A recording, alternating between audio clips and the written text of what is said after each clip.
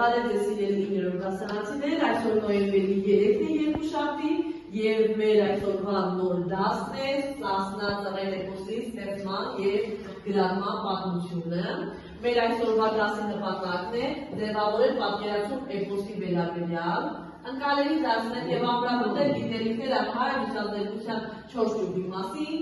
զարգացնել խոսքը, բանավոր արտահայտելու ունակությունները։ Մինչև նոր դասին անցնելը կուզեի ամփոփեի անցած դասի նյութը, ով կարող է հիշեցնել, որն է մեր նախորդ դասը եղել, ովանես, Արտաշեսի սադրի բիբերք։ Բիբերքը։ Եվ նոր դասին անցնելուց առաջ մուտքի քարտերը եկեք լրացնենք։ Դուք ունեք 2 րոպե ժամանակ, որպեսզի լրացնեք այս քարտերը։ Լրացնում եք։ Եվ այս մուտքի քարտի շրջանակներում պատասխանում եք հետևյալ հարցերին. Ինչ եք հիշում նախորդ դասից, ինչն էր կարևորը եւ ինչի կցանկանայիք անդրադառնալ այս դասին։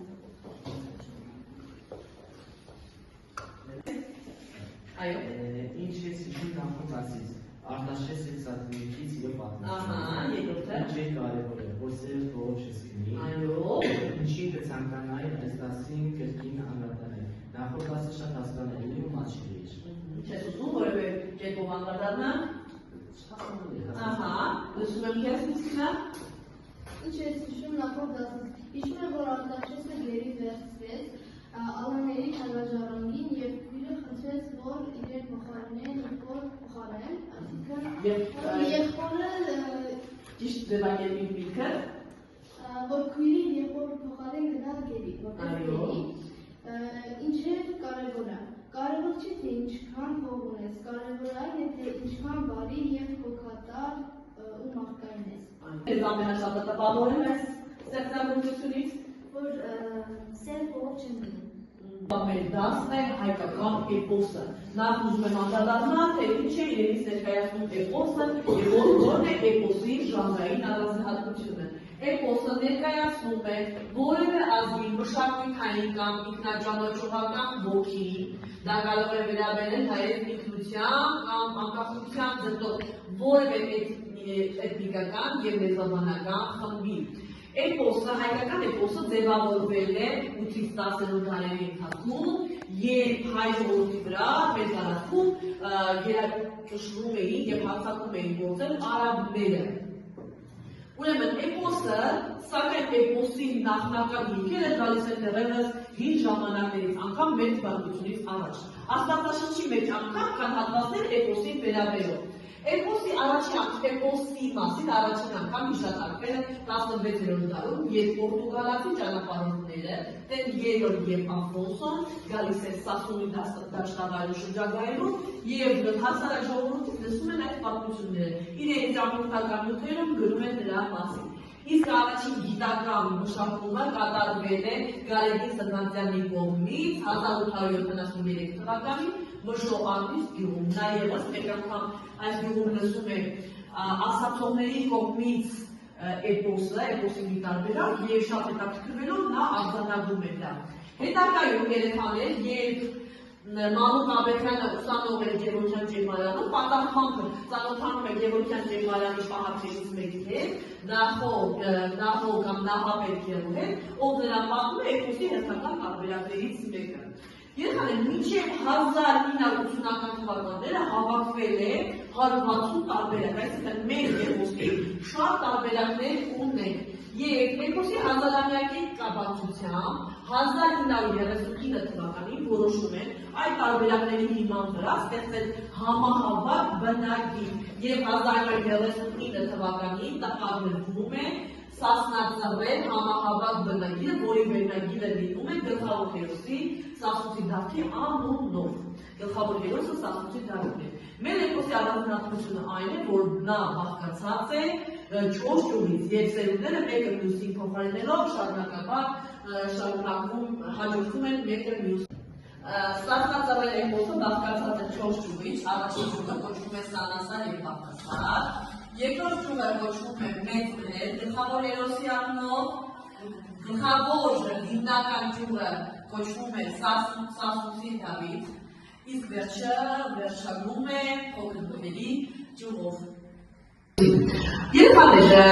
2012 թվականի Սասնածադեր կամ Շահսուտի Դավիթ էպոսի կատալոգական դրսևորումները ներառվել են ՅՈՒՆԵՍԿՕ-ի պատմության ոչ նյութական մշակութային ժառանգության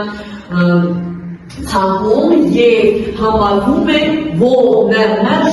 այսինքն ՅՈՒՆԵՍԿՕ-ն հատկությունություն է դարձնում էպոսի պահպանմանը։ Իսկ ինչ է իրենից ներկայացնում ՈՆՄԺ, ով կարող է կարդալ,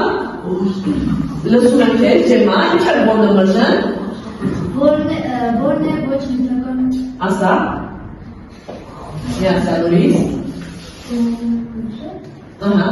որն է ոչ նյութական մշակութային ժառանգությունը։ Ոչ նյութական մշակութային արժեքները ասելը նկատի ենք առնվում ժողովրդական բանականության եզրի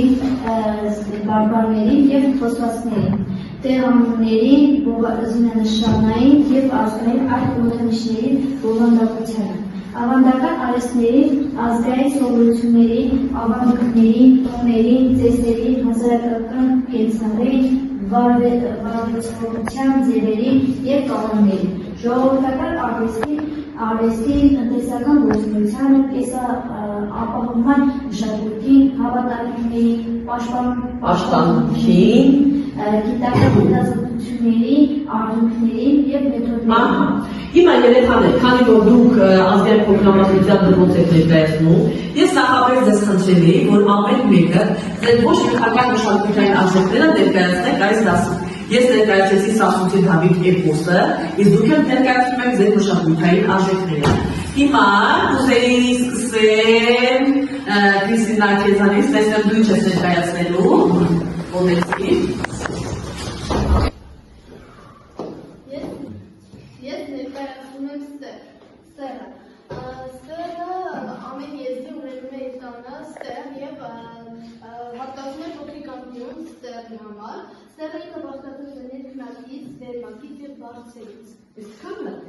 քանակությունը։ Քանի որ հրեշտակները տան հրեշտակները 7-ն են, պետք է լինի 7 ներքնակ, 7-ը վերմակ և 7-ը բաց, որպեսզի ոչ մի հրեշտակ չմնա առանց ներքնակի կամ բարձի։ Յոթով կներկայացնի, Սիմա, լսում եմ քեզ։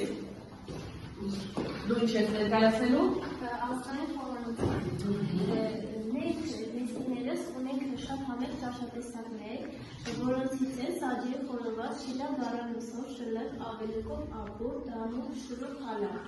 Մենք օգտվում ենք նաև տարբեր ազգերի ճաշատեսակներից, միևնույն ժամանակ զգուլացելու և համով հոտով ճաշատեսակներ։ Լավ, շնորհակալություն։ Ալմա, լսում եմ քեզ, դու տեսնում եմ այստեղ գեղեցիկ ծառեր զարդարել, համեցի, տեսնեմ ինչ է խորհրդանշում։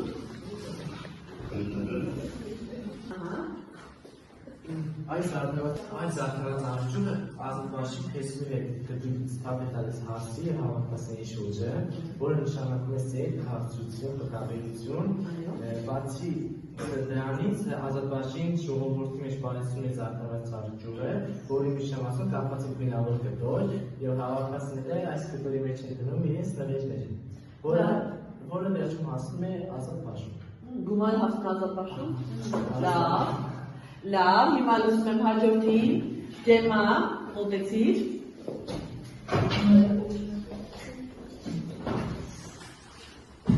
Տոնական սեղանի գլխավոր խորհրդանիշներից մեկը հավկիթն է, որը մատուցվում է 4 գույնով, սպիտակ, դեղի, կանաչ։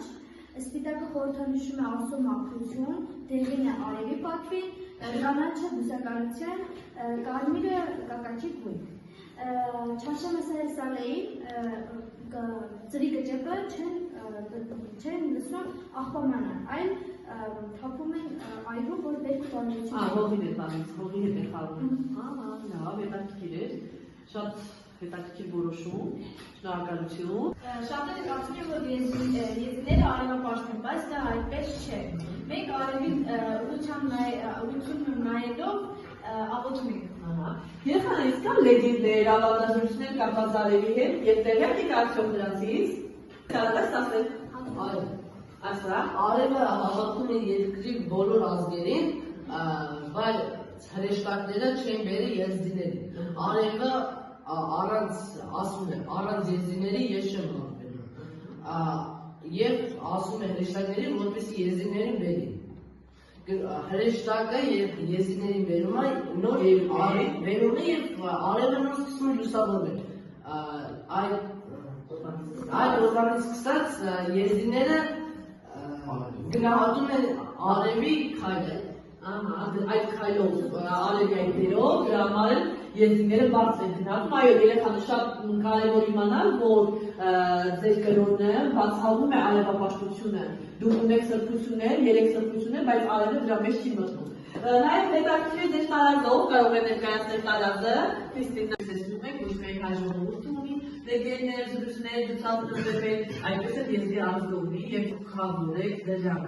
Հիմա դասի վերջում կխնդրեի երկի քարտերը նույնպես լրացնեք եւ ներկայացնեք։ Երկի քարտի շրջանակներում պատասխանում եք հետևյալ հարցերին. Ինչ որ բաց սովորեցիք այսօր, ինչ է հետաքրքրեց ձեզ, ինչը մնաց անհասկանալի, 2 րոպե ձեր ժամանակ։ 2 րոպե լրացավ, ով կկարդա, լսում եմ։ Ինչ նոր բան սովորեցիք այսօր։ Ինչ սովորեցիք այսօր։ Սասունցի Դավիթը ձևավորվել է 8-10 հետո։ Ինչ հետաքրքրեց քեզ։ Ինչից ծնվեցի երկորյակերպարները Ինչպես ունեցի երկորյակերպարները հաջորդը։ Ինչ մնաց անհասկանալի, ամեն ինչ հասկանալի։ Թերեզալուսում եմ թե Ինչ նոր բան սովորեցիք այսօր։ Որ սասունցի դասի երկուսը որոնները կոմպուստացված դայրերում։ Ինչ հետաքրքրեց քեզ։ Ինչ հետաքրքրեց բանահավաքությունը, շատ կուզենամ բանահավաքությունը, շատ կուզենամ մասնակցել բանահավաքական աշխատանքների։ Ինձ հետ կարող եմ վերցնել եւ մենք ձեր գյուղը բանահավաքական գյուտի մեծ աղբյուր է, որ եթե ուսումնասիրել ձեր մեծերի խոսքը ասացվածքները, լեգենդները, որ նրանք անցած պատմում էին եւ գիտեն, դա կլինի բանահավաքական աշխատանքներ, կարող սկսել այսօր կապիտից, մեկ ուրիշը օգուտ կգաղթա, Քրիստինա լսում եմ քեզ։ Ասա։ Սովորեցի իմացել, որ գլխավոր դերոցը դա սասունցի Դավիթն է։ Ինչը հետաքրքրեց, էլի ինչպես ջրից ծնվեցին երկորյա եղբայրները։ Իսկ մնացած արդեն ամբողջովին հասկանալի։ Էմա լսում եմ քեզ։ Ինչ նոր բան սովորեցի այսօր, որ հայերի էպոսը կոչվում է Սասան ծռեր կամ Սասունցի Դավիթ։ Ինչ քեզ հետաքրքրեց Դավիթի կերպարը, ինչը մնաց անհասկանալի, ամեն ինչ շատ հասկանալի է եւ հետաքրքիր։ Լավ, հավաքականություն, այսօր դասը ավարտվում։